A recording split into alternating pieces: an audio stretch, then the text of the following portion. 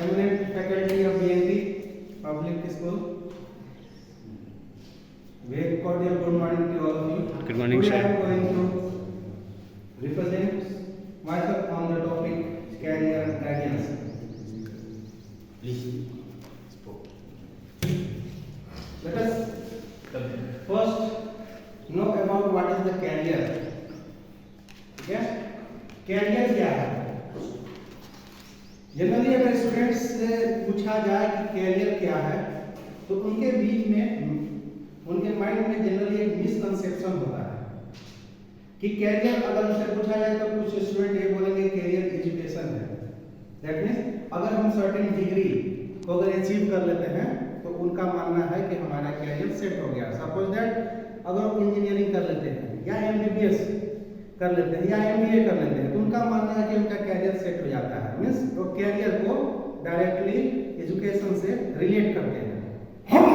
तो अगर career education से ही अगर डिसाइड होता है तो Forbes top 200 billionaire of the world, उसका लिस्ट है, फॉर्ब्स मैगजीन है जो कि एक लिस्ट जारी किया है top 200 billionaire of the world, जिसमें आउट ऑफ 263 बिलियनियर ऐसे हैं जो कि स्कूल या कॉलेज ड्रॉप आउट है, जिनके पास कोई एमिनेंट हायर डिग्री नहीं है, ना टेक्निकल डिग्री है ना प्रोफेशनल डिग्री है, फिर भी वो लोग अपने कैरियर में सक्सेस हैं। दैट मीन्स यहाँ पर अगर उनसे बोला जाए कि अगर कैरियर में सक्सेसफुल होने के लिए, सक्सेसफुल कैरियर के लिए कोई एजुकेशन या हायर प्रोफेशनल डिग्री की आवश्यकता है तो लोग हंसेंगे, क्योंकि उन लोग तो ये प्रूफ कर चुके हैं कि एक हायर डिग्री कैरियर को सक्सेसफुल बनाने के लिए कोई इम्पोर्टेंट नहीं है। और साथ ही साथ तो क्या हम ये मान लें कि कैरियर में एजुकेशन का कोई इम्पोर्टेंस नहीं है, ऐसा मानना गलत है। आउट ऑफ 63 के अलावा जो रिमेनिंग पीपुल हैं उनके पास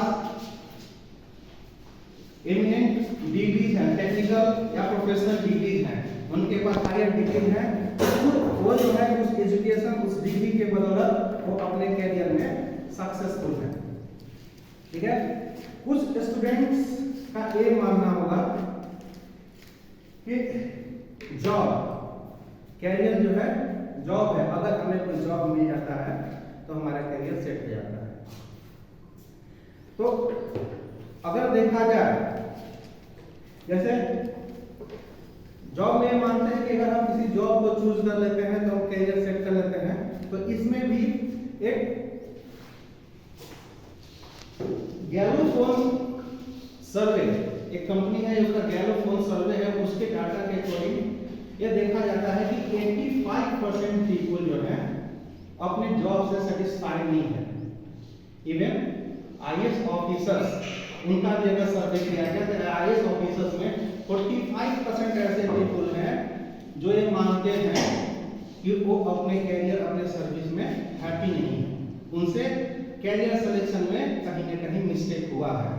जब वो कैरियर डिजाइन कर रहे थे उस समय आईएएस ऑफिसर का रुतबा और उसका पोजीशन वो उनको अट्रैक्ट किया, और वो आईएएस जब बनते हैं तो कहीं जाते हैं उनका रिस्पेक्ट होता था। इनिशियली उनको ये सारी बातें अच्छी लगती थी कि जहाँ भी जा रहे हैं उनको उनका रिस्पेक्ट हो रहा है, लेकिन बाद में एक समय के साथ वो चीज़ जो है जब वो एडजस्ट हो जाते हैं उस माहौल में, तो उसके बाद अब वो जो उनको इम्पोर्टेंस दिया जा रहा था वो अब उतना उनके लिए अहमियत नहीं रखता है। तो उसके बाद उस आईएएस के साथ जो आईएएस की जो पोजीशन है उसके साथ जो वर्कलोड होता है, उस वर्कलोड के कारण वो परेशान है।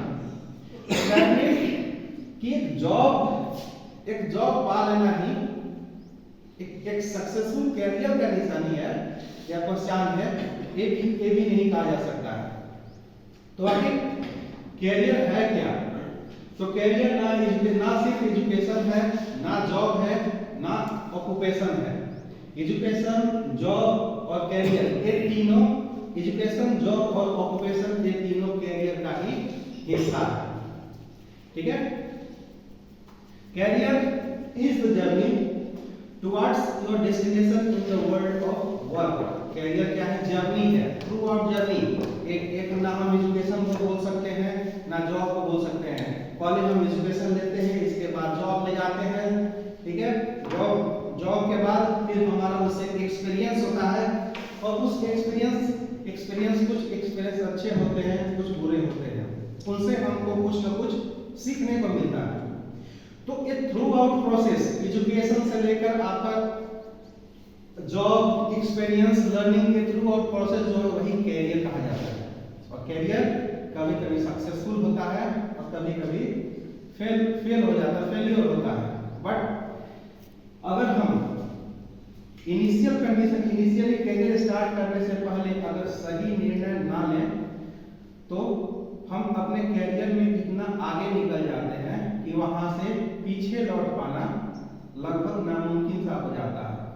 तो हम उस कैरियर में अपने इच्छा के विरुद्ध उसमें हम लगे रहते हैं, तो हमारा लाइफ अनहैप्पी हो जाता है, ठीक है।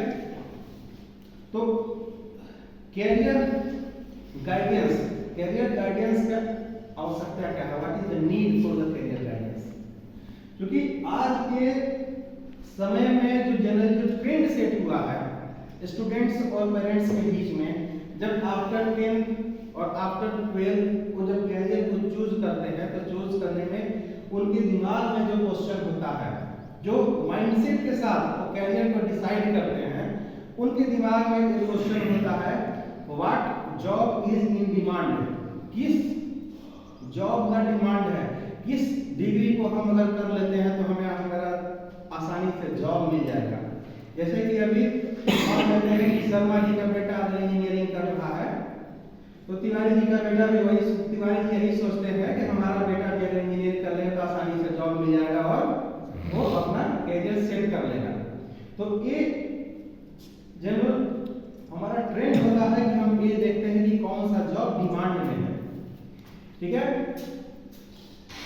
और नेक्स्ट क्वेश्चन क्या होता है, what are the most high paying job? General student में ये रहता है कि हम किससे ज्यादा पैसा कमा सकते हैं और उस जॉब को खोजते हैं जिससे वो ज्यादा उस कैरियर की ओर अट्रैक्ट होते हैं, जिससे उनको लगता है कि हम कम समय में ज्यादा पैसा कमा सकते हैं। और कुछ स्टूडेंट्स का ये होता है कि हम ऐसा कौन सा कैरियर चूज करें ताकि हम out of the country abroad जा करके हमको वर्क करने का मौका मिले, ठीक है। और यही सब माइंडसेट, ये सब जो क्वेश्चन जो हमारे दिमाग में आता है कैरियर चूज करने से पहले, इनको हम रॉन्ग क्वेश्चन बोलते हैं। इन क्वेश्चंस को अगर माइंड में रख के अगर हम कैरियर का चुनाव करेंगे तो ऐसा संभावना है, ऐसा प्रोबेबिलिटी है कि हम लोग गलत कैरियर को चूज कर लेंगे। दैट मींस उस समय तत्कालीन वो कैरियर आपको भले ही अच्छा लगे, but in the long run उससे आप ऊब जाएंगे, उससे परेशान हो सकते हैं और कैरियर आपका फेलियर हो सकता है। तो राइट क्वेश्चंस क्या है कैरियर को डिसाइड करते समय? स्टूडेंट्स या पेरेंट्स के दिमाग में क्या क्वेश्चन होना चाहिए कैरियर को डिसाइड करते समय? तो क्वेश्चन है फर्स्ट है कि what will make me happy. तो कैसा कौन सा कैरियर चूज करें जिसमें हमारा इंटरेस्ट हो, ऐसा कैरियर जिसको अगर हम जिस कैरियर में अगर आगे बढ़ते हैं तो उसमें हमारा इंटरेस्ट हो, ऐसा ना लगे कि हम कभी भी इसमें बोर फील हो या बर्डन हमें अपना जॉब जो है एक बर्डन लगने लगे।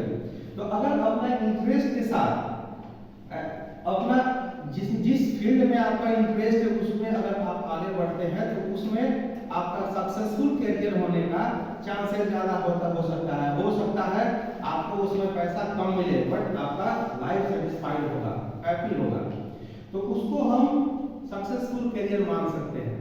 तो दिमाग में ये होना चाहिए कि what will make me happy, ऐसा कैरियर हम चूज करते हैं, ऐसा पाथ हम चूज करते हैं जिसमें कि हमको हैप्पीनेस मिले through out journey. Second, what I am passionate about, means हमारा पैशन क्या है। अगर हमारा जो पैशन है उसी को अगर हम अपना प्रोफेशन बना लें तो उसमें हमारा सक्सेसफुल होने का रेट ऑफ सक्सेस होने का जो होता है प्रोबेबिलिटी ज्यादा होता है कि जिस चीज के बारे में हम लोग पैशनेट हैं उसी को अपना प्रोफेशन बना लेते हैं। और what do I dream of doing.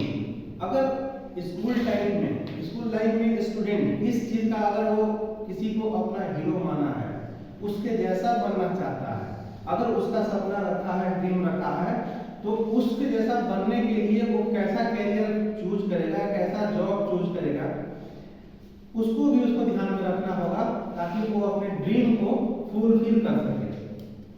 और ऐसे ही इस टाइप के क्वेश्चंस को राइट क्वेश्चंस बोला जाता है ड्यूरिंग डिसाइडिंग द कैरियर को डिसाइड करते समय। हमें इन सब क्वेश्चंस को दिमाग माइंड में रखते हुए हमको अपने आप से पूछ करके ये डिसीजन लेना होता है कि हमारा कैरियर क्या होगा। ओके, कैरियर को डिसाइड करना स्टूडेंट के लिए और पेरेंट्स के लिए एक बहुत बड़ा सवाल है। तो उस समय आफ्टर 10th, आफ्टर 12th और आफ्टर ग्रेजुएशन में हम किस कैरियर को चूज करें और चूज करते समय हम लोग राइट डिसीजन कैसे लें, इसके लिए उस पॉइंट से डिसीजन लेने से पहले किन किन बातों को हमको ध्यान में रखना होगा। तो सबसे पहला फर्स्ट पॉइंट है न्यूट्रल और impartial. To be neutral and impartial. Neutral का मतलब है तटस्थ रहना। आप ऑलरेडी ऐसा तो नहीं कि कैरियर डिसाइड करने से पहले ही आप कैरियर का जब ऑप्शन देख रहे हैं तो आप ऑलरेडी पहले निर्णय ले चुके हैं कि भाई हमको इंजीनियरिंग करना है, एक मन में बना लिए कि इंजीनियरिंग करना है, चलो बीएससी करने से क्या क्या होगा ये ऑप्शन देख लेते हैं। तो अगर ऐसा अगर पहले ही से आप अगर कोई स्टूडेंट डिसाइड कर लेता है तो उसके लिए डिसीजन लेना वो हो सकता है गलत डिसीजन ले ले। तो राइट डिसीजन लेने के लिए सबसे इंपॉर्टेंट पॉइंट है कि उसे न्यूट्रल होना होगा या इम्पार्शियल होना होगा, निष्पक्ष होना होगा। ठीक है, तो न्यूट्रलिटी जो है ये सबसे इंपॉर्टेंट पॉइंट है। सपोज दैट एक ग्लास में अगर ऑलरेडी पहले से अगर पानी है तो उसमें और पानी नहीं डाला जा सकता। इसीलिए किसी एक सर्टेन डिसीजन पे पहुंचने से पहले हमको निष्पक्ष होना होगा। ठीक है, सपोज दैट निष्पक्ष का मतलब ये, और कभी कभी क्या होता है कि हम निष्पक्ष होने के चलते होने के चक्कर में हम दूसरे पक्ष की ओर ज्यादा झुकाव हो जाता है। ठीक है, जैसे कि एक केस ये है निष्पक्ष होने का, निष्पक्ष नहीं होने का, कि हम पहले से डिसाइड कर लेते हैं कि हमको एक प्रोफेशन करना है, जैसे इंजीनियर हमको बनना है। इसके बाद हमारे माइंड में हमारा पहले से रहता है, इसके बाद हम इसके बारे में और दूसरे ऑप्शंस के बारे में ढूंढते हैं, देखते हैं कि आगे इससे बेटर ऑप्शन हो सकता है या नहीं। और दूसरा एक एग्जांपल की हम पहले ही से मानते हैं कि हमको इंजीनियर नहीं बनना है, तो न्यूट्रल होने का मतलब ये नहीं है कि आप दूसरे पक्ष की ओर आपका झुकाव हो जाए। पहले ही से ये नहीं मान लेना है कि हमको ये प्रोफेशन हमको नहीं करना है। जैसे कि एक उदाहरण लेते हैं, एग्जांपल लेते हैं। सपोज दैट मोहल्ले में दो बच्चे हैं, एक्स एंड वाई, उनमें कुछ झगड़ा हो जाता है। तो मम्मी जब आती है तो मदर्स का अनकंडीशनल लव होता है अपने बच्चों के प्रति। मींस अगर उनका बच्चा कठिनाई में है तो उनका अनकंडीशनल, वो ये नहीं देखती कि हमारे बच्चे का गलती है या नहीं है। उनका तो अनकंडीशनल लव होता है कि अगर हमारे बच्चा परेशानी में है तो हम उसका सपोर्ट करेंगे, वो ऑलवेज आकर के अपने बच्चे का पक्ष लेते हैं। बट फादर्स जनरली अगर इस तरह से करें तो प्रॉब्लम हो जाता है। फादर्स में ऐसा कंडीशन कम पाया जाता है। वो आता है, फादर्स आते हैं, पहले दोनों को सुनते हैं कि प्रॉब्लम क्या है, समस्या क्या है, बेटा तुम ही बताओ, उसके बाद अपना निर्णय लेते हैं। ठीक है, तो ये हुआ न्यूट्रलिटी। और ऐसा नहीं है कि कभी कभी न्यूट्रल होने के लिए हम दूसरे पक्ष को ही, मतलब फादर आए और आते के साथ दूसरे बच्चे को, जो अपना बेटा नहीं है, दूसरे बच्चे को, अपने ही बेटे को पीटना शुरू कर दे, गलती दोनों में होगा। तो ये भी आपका न्यूट्रलिटी का एग्जांपल नहीं है। तो सबसे पहले राइट डिसीजन लेने के लिए सबसे पहले हमको न्यूट्रल होना होगा, दोनों पक्ष को जानना होगा कि जिस कैरियर को हम चूज कर रहे हैं उसका प्रोज क्या है, कॉन्स क्या है, उसके लॉन्ग रन में हमें क्या नुकसान हो सकता है, क्या फायदा हो सकता है, सबको देखते हुए हम डिसीजन लेना है, नंबर 1। Number 2, input collection. जिस कैरियर को हम चूज कर रहे हैं उस कैरियर के बारे में प्रॉपर इंफॉर्मेशन हमारे पास होना चाहिए। उसके बाद में proper information means number of information means collection information. आज हम जिस सोशल मीडिया के जमाने में जी रहे हैं, हमारे पास पहले ये हुआ करता था कि इंफॉर्मेशन कैरियर के बारे में इंफॉर्मेशन हमारे टीचर्स से मिला करता था या प्रिंटेड मीडिया के द्वारा मिला करता था।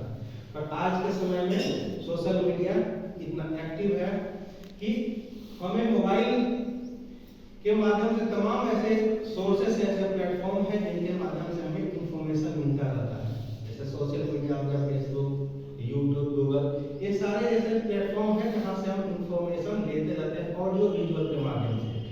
पहले लिमिटेड लोग ही जो पढ़े लिखे थे वही इंफॉर्मेशन ले पाते थे, लेकिन आज के समय में ऐसा कोई बाउंड्री नहीं है, कोई बाउंडेशन नहीं है।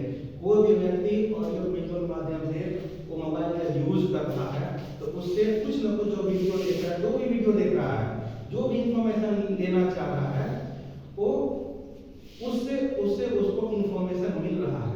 लेकिन वो इंफॉर्मेशन उसके लिए सही है या नहीं, ऑथेंटिक है या नहीं। ठीक है, कोई व्यक्ति, कोई आप अगर कैरियर चूज करना चाहते हैं, यूट्यूब में सर्च करते हैं कि हाउ टू चूज कैरियर, तो जो व्यक्ति जो वीडियो बनाया है वहाँ पे जो वीडियो अपलोड किया वो अपना एक्सपीरियंस देता है। वो आपके बारे में नहीं जानता है कि आपका पर्सनालिटी कैसा है, आपका वैल्यूज कैसा है, आपका आईक्यू लेवल कैसा है, वो अपने बारे में बताता है, इन जनरल बताता है। तो जरूरी नहीं है कि उसके द्वारा प्रोवाइडेड इंफॉर्मेशन आपके लिए ऑथेंटिक हो।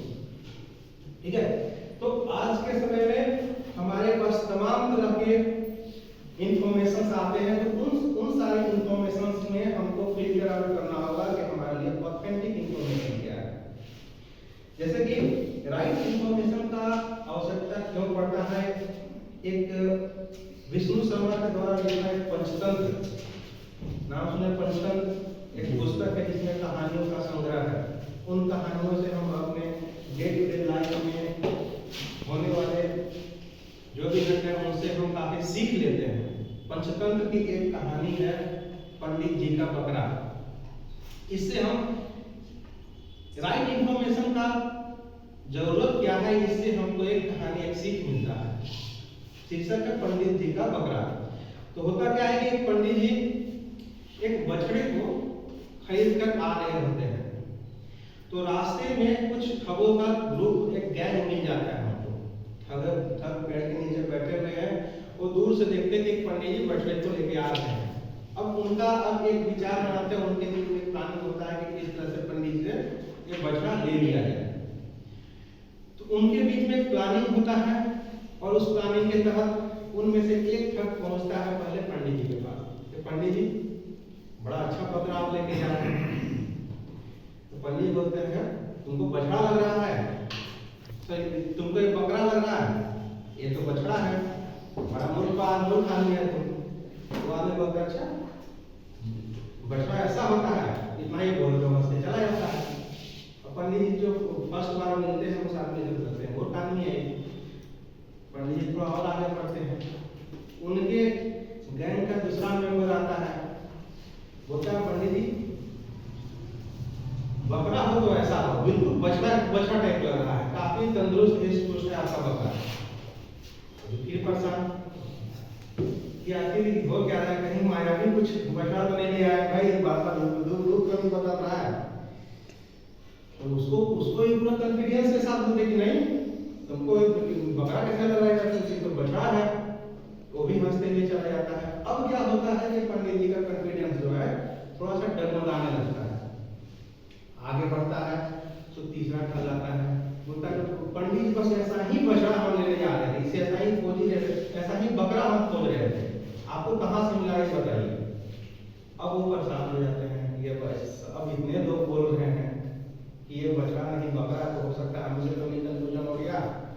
अब उनका कॉन्फिडेंस गिर जाता है, तो वो भी आदमी चला जाता है। जो चौथा आदमी आता है बोलता है कि बस यही हम पैसा लेके निकले हैं पंडित जी, ऐसा ही बकरा हमको खरीदना है, बताइए कहाँ से आता है, हम भी वहीं जा रहे हैं खरीदने पर। तो बोले कि भाई अब वो पूछा कि कितने में आप खरीदे हैं, तो उस जमाने में वो बोले कि बछड़ा है। अब वो बोलते हैं तो उनका कॉन्फिडेंस लेवल डाउन हो जाता है, वो प्रेशर पे आता है, बोलते हैं कि बकरा नहीं है बछड़ा है। ऐसा ऐसा थोड़ी होता है, पर ये तो बकरा है। अब कितने में खरीदना चाहिए, आप अपना बकरा हो या बछड़ा आप लेके जाइए, बस इतना बता दीजिए इसको कहाँ से खरीदे हैं, कितने में खरीदे हो। बोलते हैं कि 1000 में खरीदे। उस समय का जो रेट होगा 1000। तो फिर वो बोलते, जब वो व्यक्ति जाने लगता है, बोलता है कि भाई तुम खरीद नहीं जा रहे हो तो हम ही से खरीद लो, इसको हम ही बेच देते हैं।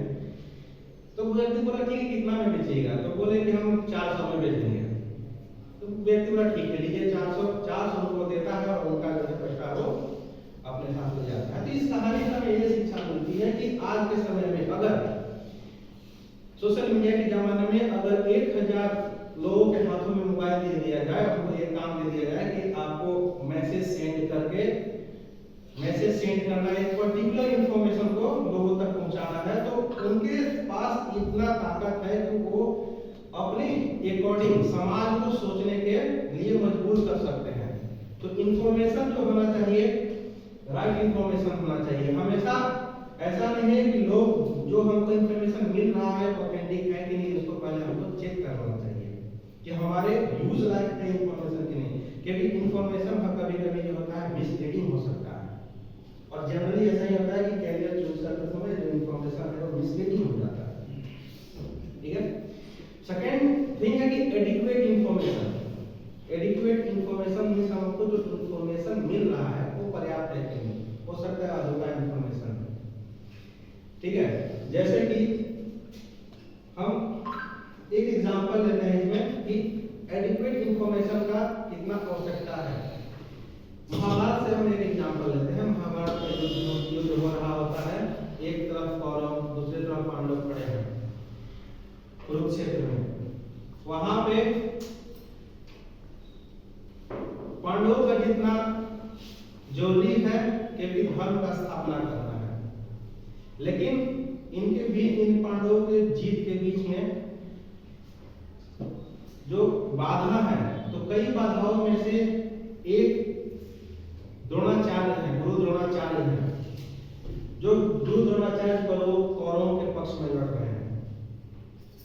अब उनको हरा पाना, चूंकि वो इनके गुरु पांडवों के भी गुरु हैं, कौरव के भी गुरु हैं, वो लेकिन वो कौरव से इसलिए कौरव के साइड इसलिए लड़ रहे हैं क्योंकि उनको राजधर्म का पालन करना है। तो उनको हरा पाना आसान नहीं था। तो श्री कृष्ण एक रणनीति बनाते हैं, कूटनीति के शिखर माने जाते हैं श्री कृष्ण। तो वो एक कूटनीति बनाते हैं कि इनको एक तभी अपना शस्त्र त्यागेंगे, एक उनका एक जो वीक पॉइंट है उसको वो जानते रहते हैं कि उनका वीक पॉइंट उनका पुत्र है।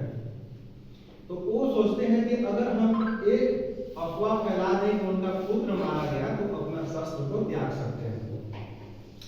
तो उसके लिए बोला जाता है, युधिष्ठिर को बोला जाता है कि आप बोल दीजिए, आपका बात मान लेंगे कि अश्वत्थामा मारा गया, वो अपना शस्त्र त्याग देंगे। लेकिन युधिष्ठिर धर्मराज थे, वो झूठ बोलने से मना कर दिए कि ना ऐसा हमसे नहीं हो पाएगा। तो फिर वो कूटनीति के तहत क्या होता है, एक हाथी रहता है जिसका नाम अश्वत्थामा रहता है। उस हाथी का हत्या किया जाता है और अब एक खबर फैलाया जाता है कि अश्वत्थामा मारा गया। अब सैनिकों में एक खबर फैल जाता है कि अश्वत्थामा मारा गया, और ये सूचना जो है गुरुदेव तक पहुंचता है। तो वो जब सुनते हैं तो वो जो है द्रोणाचार्य वो पहले उस बात को नहीं मानते हैं, उसका प्रमाणिकता के लिए सबसे पहले पहुंचते हैं युधिष्ठिर के पास कि वो जानते हैं कि युधिष्ठिर का धर्मराज है, कभी झूठ नहीं बोल सकता है। तो युधिष्ठिर से पूछते हैं कि क्या ये जो खबर है तो सही है। तो युधिष्ठिर बोलते हैं कि हतो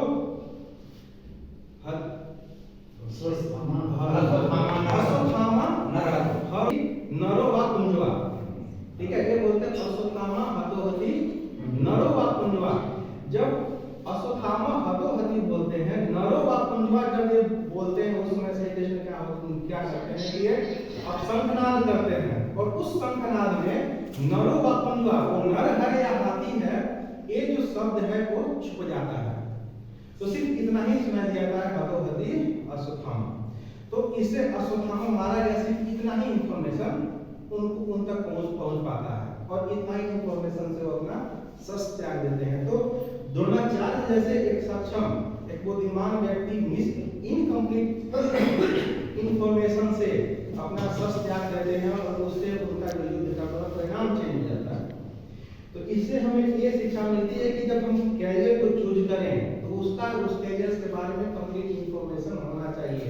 जैसे कि हम कैरियर अगर चूज कर रहे हैं कि हमको देश सेवा करना है, ठीक है, हमको हमारा उद्देश्य जो है वो है देश सेवा। देश सेवा करना है तो उसमें बहुत सारे कैरियर ऑप्शन हो सकते हैं।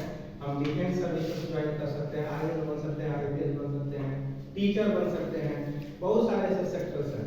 सपोज दैट एक स्टूडेंट डिफेंस सर्विसेज ज्वाइन करना चाहता है, उसका मोटिव है देश सेवा करना, डिफेंस सर्विसेज में जाना चाहता है। अब डिफेंस सर्विसेज देश सेवा उसका मोटिव है, इसको देखते हुए तो वो इंफॉर्मेशन कलेक्ट करता है कि आखिर हम देश को सबसे सही ढंग से किस तरह सर्व कर सकते हैं। तो उसमें वो इंफॉर्मेशन वो निकाल लाता है कि हाँ इंफॉर्मेशन है सबसे अच्छा है डिफेंस सर्विसेज में चला जाता है, और डिफेंस सर्विसेज को अपना कैरियर चूज कर लेता है।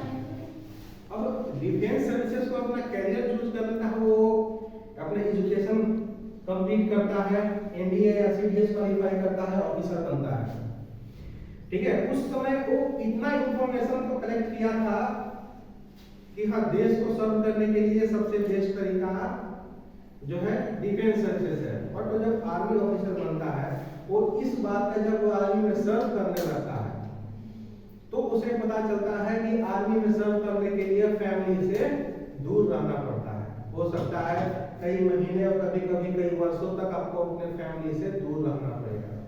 लेकिन उस स्टूडेंट का जो पर्सनालिटी था, कह सकते हैं, वो इस तरह था कि उसके पास होम सिकनेस था। उसको अपने बारे में ये उस समय उसको मालूम नहीं था कि हम अपने फैमिली से दूर रह सकते हैं या नहीं। उस समय इस बिंदु पे वो डिस्कस अपना सोचा ही नहीं था और इसको ये इंफॉर्मेशन उसको मिला भी नहीं था कि हो सकता है अगर हम डिफेंस सेक्टर में अगर जाते हैं तो हमको अपने फैमिली से दूर रहना पड़ेगा।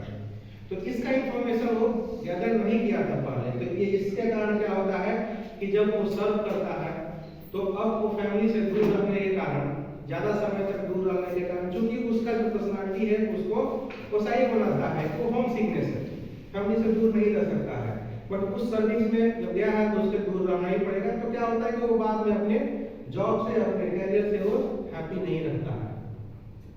तो इसलिए एडिक्वेट इंफॉर्मेशन होना जरूरी है।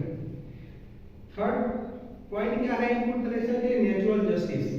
नेचुरल जस्टिस का मतलब है कि हम जब भी डिसीजन लें तो दोनों पक्ष को सुनते हुए लें।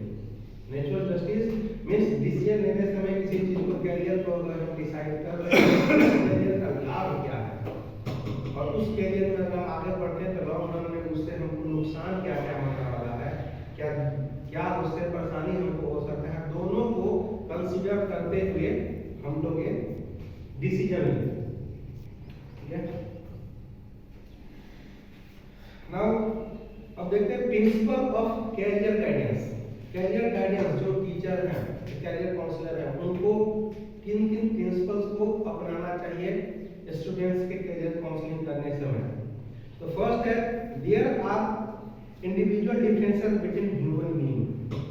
उनको ये समझना होगा कि प्रत्येक व्यक्ति यूनिक है, उनके बीच में डिफरेंसेस है, हर एक व्यक्ति अलग है, उनके पास टैलेंट्स अलग हैं, उनका पर्सनालिटी अलग हो सकता है, उनका आईक्यू लेवल अलग हो सकता है और ये नेचुरल है। ऐसा नहीं है कि certain caste, certain religion, certain sect से आता है इसलिए वो ऐसा ही होगा, ऐसा मानना गलत है। उनको ये मान के चलना होगा कि हर एक व्यक्ति अलग है, सबका जो आपका पोटेंशियल है वो बिल्कुल डिफरेंट है और ये नेचुरल है, जो होना स्वाभाविक है। ऐसा नहीं कि सभी बच्चे ना आउट ऑफ मतलब 90% से ऊपर ही स्कोर करें, ऐसा जरूरत नहीं है। उनका जो पोटेंशियल है, उनके पोटेंशियल को देखते हुए हमको उनको कैरियर ऑप्शंस उनके सामने प्रेजेंट करना चाहिए जिसमें से वो प्रॉपर करियर ऑप्शन को चूज कर सके। सेकंड है no two professions are same, कोई दो प्रोफेशन सेम नहीं है। ठीक है, सपोज दैट कोई एक क्रिकेटर ही बनना चाह रहा है स्टूडेंट, तो क्रिकेटर अगर बनना चाह रहा है तो उसमें क्रिकेटर सिर्फ बन जाने से जरूरी नहीं है कि उस क्रिकेटर में भी आपका ऑप्शन अलग है। वो बैट्समैन बनना चाह रहा है, बॉलर बनना चाह रहा है या विकेट कीपर बनना चाह रहा है, तो उसके लिए हमको प्रोफेशंस के बारे में हमको डिटेल नॉलेज स्टूडेंट को प्रोवाइड करना होगा कि जिस प्रोफेशन में आप जा रहे हैं उस प्रोफेशन के लिए आपके पास पोटेंशियल है कि नहीं, एलिजिबिलिटी है कि नहीं, उसको आपको देना होगा कि हमारा जो प्रोफेशनल है उसका रिक्वायरमेंट क्या है। उस रिक्वायरमेंट को स्टूडेंट के सामने हमको कंप्लीटली प्रेजेंट करना होगा। थर्ड पॉइंट है एवरी इंडिविजुअल है यूनिक टैलेंट। हर एक व्यक्ति के पास एक अलग पोटेंशियल हो सकता है। कोई एक विद्यार्थी अगर किसी एक फील्ड में ठीक है जाने लायक अगर एलिजिबल नहीं है, दैट मींस उसका करियर सक्सेसफुल नहीं हो सकता है, ये मानना गलत है। उसके लिए कुछ ना कुछ दूसरा रास्ता, कुछ ना कुछ दूसरा करियर जरूर है, बस जरूरत है उसको अपने आप को डिस्कवर करने का। सेल्फ डिस्कवरी सबसे इम्पोर्टेंट चीज होता है। अगर कोई अपने आप को डिस्कवर कर लेता है तो उसी क्षण उसका करियर जो है काफी सक्सेसफुल हो जाता है। तो डिस्कवरी अपने आप को ऐसा माना जाता है कि अपने आप को डिस्कवर करना माउंट एवरेस्ट चढ़ने के इक्विवेलेंट है। अपने आप का डिस्कवरी काफी कठिन प्रोसेस है, अपने आप को डिस्कवर करना। And the fourth point let the rabbit run. ये क्या है? कहानी है। कहानी के माध्यम से ये समझाना चाहते हैं कि हर एक व्यक्ति जो है यूनिक है। उसमें क्या है? जंगल है, जंगल के जो एनिमल्स है वो डिसाइड करते हैं कि हम एक ऐसा स्कूल बनाते हैं कि जिस तरह इंसान सारे कार्य को कर सकता है, उसी तरह हम ऐसा स्कूल बनाते हैं जंगल में जिसमें हम सारे एनिमल्स को सारा वर्क करना सिखाएंगे। उसमें एनिमल्स को दौड़ना सिखाएंगे, स्विम करना सिखाएंगे, फ्लाई करना सिखाएंगे और पेड़ पर चढ़ना सिखाएंगे। ये सारे डिपार्टमेंट रखा गया है कि सारे एनिमल्स को दौड़ने आना चाहिए, तैरने आना चाहिए, पेड़ पर फास्ट चढ़ने आना चाहिए और फ्लाई करने आना चाहिए। तो उस स्कूल में सभी एनिमल्स अपने एडमिशन लेते हैं।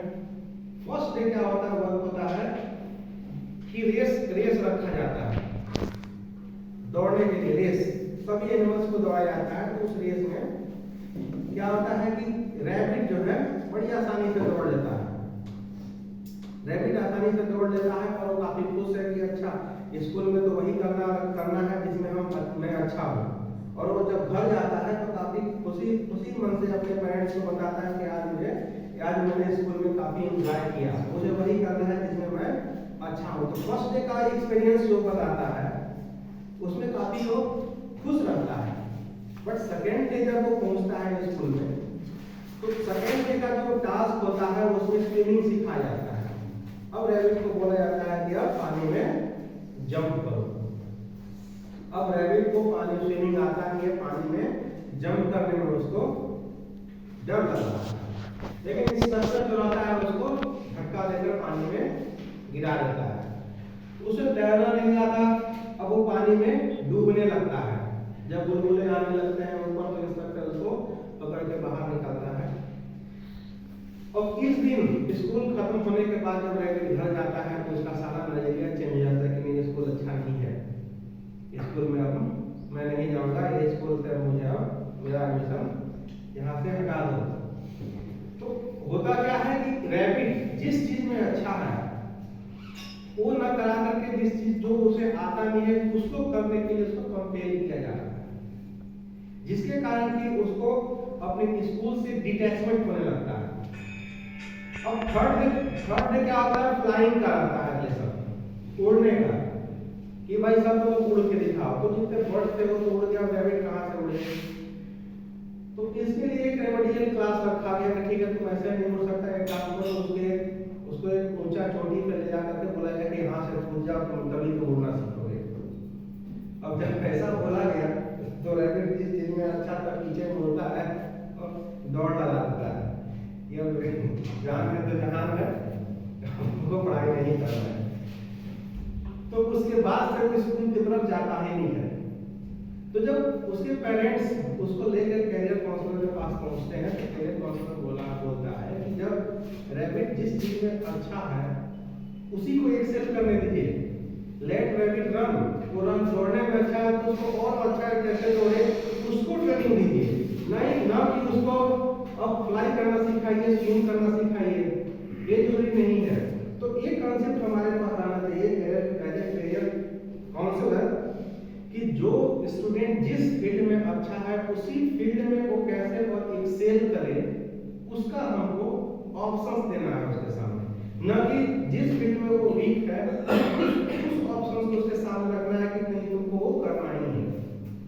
ठीक है, तो एज ए कैरियर काउंसलर ये जरूरी है कि लेट द रैबिट रन, जो स्टूडेंट जिस फील्ड में अच्छा है उसको उसी फील्ड में एक्सेल होने का मौका दिया जाए।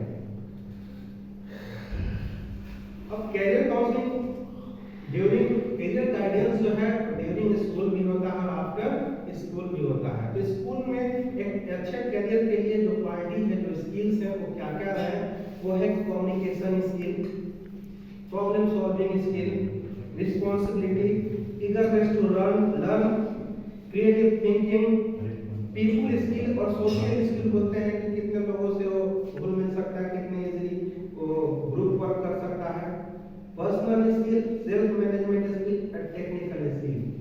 ये सारे स्किल्स जो हैं हम स्कूल लेवल से हम उसको डेवलप कर सकते हैं। ठीक है, ये सारे स्किल्स किसी भी स्टूडेंट को किसी भी कैरियर में इन सारे स्किल्स का यूज होता है। अब इन सारे स्किल्स को डेवलप कैसे किया जाए? स्कूल्स में हम इनको डेवलप कर सकते हैं, सोशल एक्टिविटीज कराकर कर सकते हैं, उनके हॉबीज को देख के उनके हॉबीज के अकॉर्डिंग हम उनको एक्टिविटीज प्रोवाइड करके कर सकते हैं। वॉलंटियर वर्क का आपको वॉलंटियर वर्कर की तरह उनको यूज करके बहुत सारे लेसन उनको टीच करा जा सकता है कि किस तरह सोशल सोसाइटी में हमको रहना है, किस तरह से टीम वर्क के साथ काम करना है। तो बहुत सारे कम्युनिटी वर्क और हाउस वर्क देकर के उनको हम इन सब क्वालिटीज को हम ट्रेन कर सकते हैं, स्किल को डेवलप कर सकते हैं। अब किसी स्टूडेंट के अंदर कम्युनिकेशन स्किल है या नहीं, इन सब पॉइंट्स को चेक करने के लिए किसी स्टूडेंट्स के अंदर जो है वो कोई सर्टेन पर्सनालिटी है या नहीं, इनके लिए टेस्ट होता है। पर्सनालिटी टेस्ट बोलते हैं या आईक्यू टेस्ट बोलेंगे या वैल्यू टेस्ट बोलेंगे। तो इन सब टेस्ट के माध्यम से हम स्टूडेंट्स को पहले ये डिसाइड करते हैं कि उनके पास क्या क्या स्किल्स हैं और उन सारे स्किल्स को देखते हुए उनके कैरियर ऑप्शंस को उनके सामने रखते हैं। अगर कोई एक स्टूडेंट बनना चाहता है तो स्टूडेंट बनने के लिए उसके पास क्या वो सारे स्किल्स, वो सारे एलिजिबिलिटी है या नहीं, इसको पहले सर्च करना होगा। तो उन सारे स्किल्स को चेक करने के लिए हम क्विज के माध्यम से, उस क्वेश्चंस के माध्यम से हम उनका टेस्ट करते हैं, जिसमें ये है तो हमको ये ध्यान रखना होगा कि पर्टिकुलर स्टूडेंट के पास कम्युनिकेशन स्किल, कुछ एग्जांपल है कि कम्युनिकेशन स्किल को अगर हम चेक करना चाहते हैं तो उसमें हम सर्टेन एक्टिविटीज के द्वारा हम चेक कर सकते हैं कि उसके पास कम्युनिकेशन स्किल है कि नहीं। जैसे उनको पढ़ने के लिए दे दिए, रीडिंग के लिए दे दिए, तो क्या वो कर सकता है कि नहीं। इन सारे क्वेश्चंस को हम देखते हैं, इन सारे पॉइंट्स के थ्रू हम उसको रिकॉर्ड करते हैं कि वो उसको पढ़ने के लिए दिए हैं, गिविंग क्लास प्रेजेंटेशन, किसी टॉपिक पर उसको क्लास में प्रेजेंट करने के लिए बोल रहे हैं, तो क्या वो प्रॉपरली बोल पाता है कि नहीं। अगर बोल रहा है अच्छी बात है तो उसके दैट मींस वो कैन डू, उसमें हमको टिक करना है कि ही कैन डू, मींस इसके पास कम्युनिकेशन स्किल है। अगर नहीं प्रेजेंट कर पाता है दैट मींस हमको नीड टू डू वर्क, इसको इंप्रूव करना है कम्युनिकेशन स्किल्स को। सेकंड, रीडिंग के लिए राइटिंग क्लियरली लिख रहा है कि नहीं। ठीक है, कम्युनिकेशन जरूरी नहीं है कि हमेशा वर्बल हो, रिटन फॉर्म में भी कन्वर्सेशन होता है, कम्युनिकेशन होता है। दैट मींस वो रीड राइट प्रॉपर्ली कर रहा है कि नहीं, इसको हमको चेक करना होता है। सेकंड है प्रॉब्लम सॉल्विंग, कि किसी भी प्रॉब्लम को प्रॉपर्ली एनालाइज कर पा रहा है कि नहीं। तो इन सारे पॉइंट्स के थ्रू एनालाइज इंफॉर्मेशन कर पा रहा है कि नहीं। अगर कर रहा है तो कैन डू, एक तो नीड्स वर्क, अंडरस्टैंडिंग प्रॉब्लम, किसी प्रॉब्लम को समझ पा रहा है कि नहीं, आइडेंटिफाई कर पा रहा है कि प्रॉब्लम को और उस प्रॉब्लम को हमको एक पर्टिकुलर स्टूडेंट्स के लिए नोट करना होगा कि उसमें क्या क्या स्किल्स है, उसको कर पा रहा है कि नहीं। अगर नहीं कर पा रहा है तो उसको हमको डेवलप करना होगा, डेवलप किया जा सकता है कि नहीं। उन सब पॉइंट्स को हम एक बार रिकॉर्ड करके रखते हैं इन स्कूल्स में, और उसी रिकॉर्ड के अकॉर्डिंग जब उसे कैरियर गाइडेंस का जरूरत होता है तो इस रिकॉर्ड को, जो रिकॉर्ड हमारे पास है उनका, उसको देखते हुए उनके सामने कैरियर ऑप्शन को रखते हैं। सपोज अगर किसी को रखते हैं, किसी स्टूडेंट का क्या होता है कि पर्सनालिटी टेस्ट में आता है तो काफी गुस्सा करता है, अपने एंगर को मैनेज नहीं कर पाता है, तो उसके लिए जो अपने एंगर को मैनेज नहीं कर पाता, उसके लिए अगर हम उसको डिफेंस सर्विस में भेज देते हैं या पुलिस फोर्स में भेज देते हैं, तो ये उसके लिए प्रॉपर कैरियर ऑप्शन नहीं है, क्योंकि अगर गुस्सा आएगा उसके पास अगर डिफेंस होगा तो कुछ भी कर सकता है। तो उसके लिए सबसे बेस्ट कैरियर ऑप्शन क्या क्या है कि उनको आपको आपका अकाउंटेंट्स वाला वर्क दिया जाए कि अगर गुस्सा नहीं करता ज्यादा पेपर अपर उठाएगा, तो देखते चैट में उनके पर्सनालिटी को, उनके ट्रेड्स को देखते हुए हमको डिसीजन लेना है। तो ये सारे टेस्ट हैं जिसके थ्रू हम एक इस पॉइंट के थ्रू हम एक स्टूडेंट की पर्सनालिटी को टेस्ट करते हैं। उसके पर्सनालिटी टेस्ट हम बहुत सारे चीज वगैरह से कर सकते हैं। पर्सनालिटी टेस्ट में होता है how do you make decision कैसे करते हैं। तो ये सब आपका पॉइंट है, जैसे कोई थिंकर है या फीलर है, उससे क्वेश्चन पूछ सकते हैं कि बेस्ट डिसीजन वो अपना डिसीजन जो होता है किसी एक सॉलिड ग्राउंड पे लेता है या ऐसे ही डिसीजन लेता है, उसके पीछे कोई आपका सपोर्टिंग फैक्ट नहीं होता है। तो इससे हम उनका जो बिहेवियर है उसको हम आइडेंटिफाई करते हैं, वो थिंकर है या फीलर है, सोच के काम करता है या बिना सोचे काम करता है। तो ये सब पॉइंट्स है, लॉजिकल उसका सॉल्यूशन, उसको प्रॉब्लम का लॉजिकल सॉल्यूशन लगता है या नहीं। तो ये सारे पॉइंट्स है उसके पर्सनालिटीज को टेस्ट करने का। इसके बाद इन सारे टेस्ट को करते हुए हम उनके पर्सनालिटी को देखते हुए ही हम उसके सामने हम कैरियर ऑप्शंस को हम रखते हैं।